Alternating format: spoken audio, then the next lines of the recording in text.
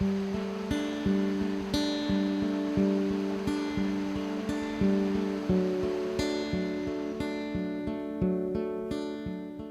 thread I'm going to be using is just a 8/0 uni in red, and I simply put down a layer of thread, and I usually take it halfway down and then remove the base piece.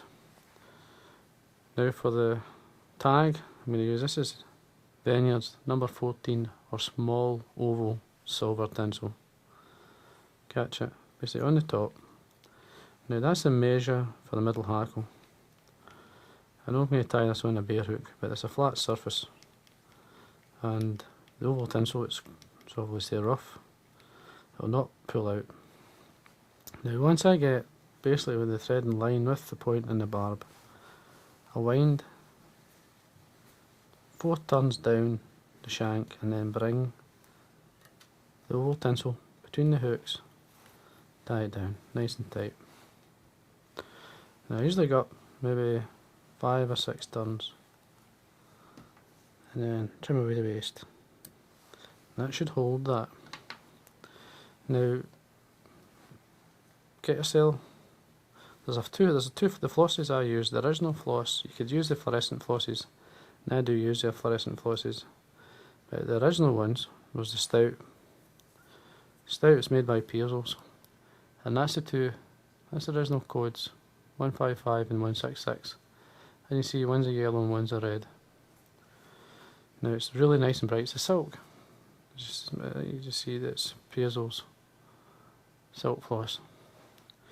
Now traditionally, really, when you're tying a shrimp fly, the lighter colour should always be at the back, but in the Ayrshire red, it's a darker colour and it's going to be the red. But for security, what I do here is I tie on a piece of the floss.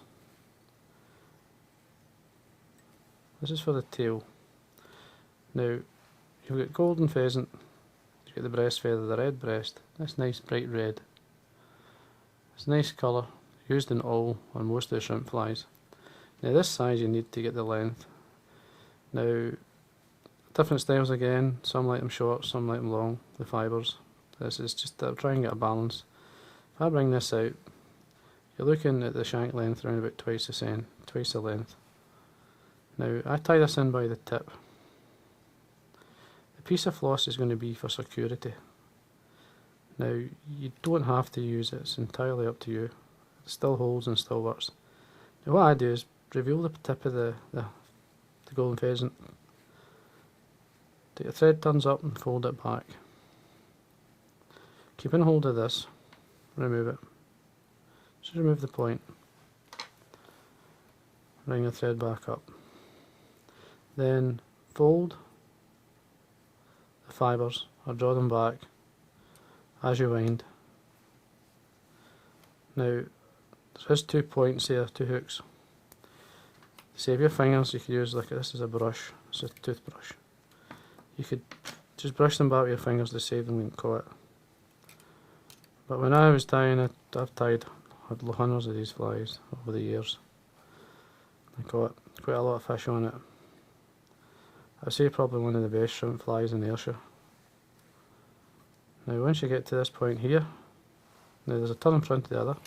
Just bring your thread up beside the stem, put a 90-degree bend in. A good half a dozen turns to secure. Now trim this to full length, the first part of the body. Now get your brush again, just brush the fibres through, just to untangle them, because when you're winding them on, you twist and tangle up. I've got some here, so I'm just going to catch it with a needle.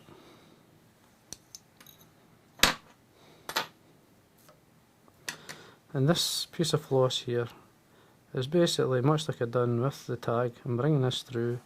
This holds the hackle, stops it getting drawn off, makes the fly last much longer. Then all I do is take the thread up,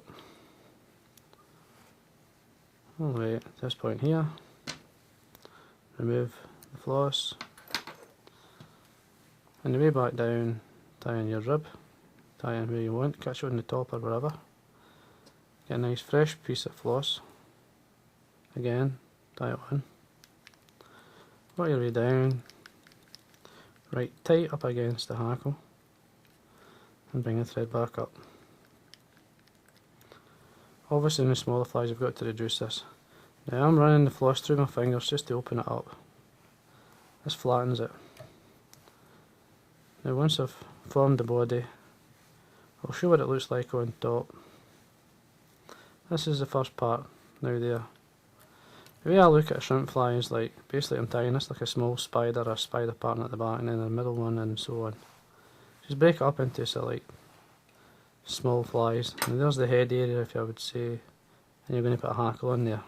And if you look at the top, you'll see where I brought the floss through. It's just made a small space, but it's amazing the difference that makes to the fly and protects it. Then bring your rib up. This point here, again, cross your thread. Concentrate in an area like it's a head length, and then trim away the waste. Your hackle. This is a nice bright red Chinese cock hackle. Now, depending, see if you're fishing the fast water, I would use the stiffer fibre near the top. If you're fishing like a softer or very slow moving stretch of water, it's good having flies tied with a softer fibre. There's a bit more mobile in them. Now what I'm going to do is remove the fluff from the stem, and we tie it in because I want the soft stuff at the bottom. So take your thread down, 3 or 4 turns, fold back the stem, bring your thread back up, and break that off. Now the length, it's entirely up to you. It can go really towards halfway into the tail, that and less. Now just fold the hackle, do about, depending on how good the hackle is really, but 3 or 4 turns. For this size of fly you're looking for that. Cross your thread, and all I do, basically make sure I'm tying it down, a few turns in. Bring these fibres forward, trim them the length of the second part of the body, which is there, and then take your thread up. Making sure it stays underneath, I like to keep it underneath. Get your oval silver tinsel again. I'm going to brush this just to show you. There you go. Looks much better if you do that. Catch in your oval tinsel, and then your nice bright yellow. It's always good to tie something in the way back down. If you tie the way back down, it just saves space and time. Again, you must have it the full length. Stick it all the way right towards the hackle, right up tight against it, and then bring the thread back up, tidying up.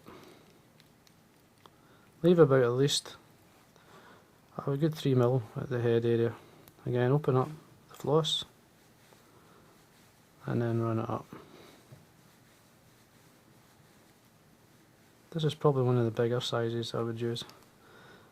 Get to this point here, cross your thread, tighten down, trim away the excess, come up with your rib, at least 3 or 4 times, cross your thread, nice and tight. Trim away your excess. Use my nail to flatten it. Tidy up. Now you can put your front hackle as a badger. Now you can put the jungle cock on before or after, depending on the style you like. I normally put the jungle cock on at this point, and then it's more of a wing than cheeks. So as a wing, I want it the full length of the body. So 2 jungle cock eyes, just line them up, reveal the area where you want to basically tie it in, tie them down. Get the length you like, just on the top.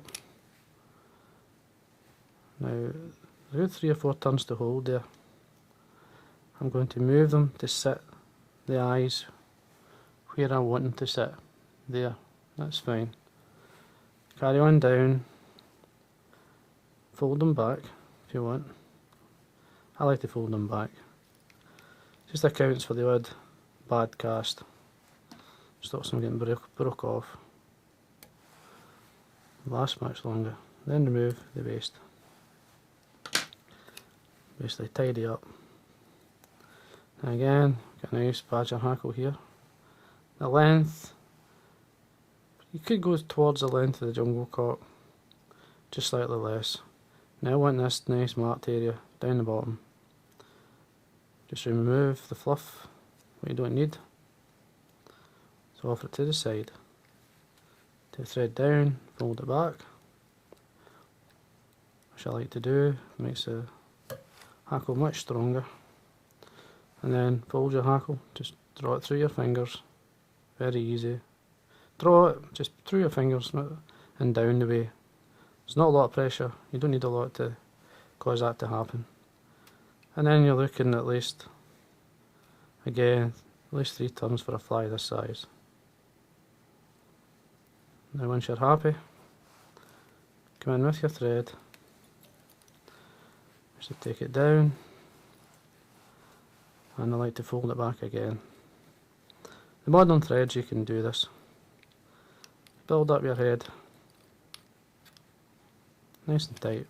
Keeping the thread tight, you can bite that off, and then come in and hit finish. Always keeping the thread nice and tight. And that's basically the Ayrshire red.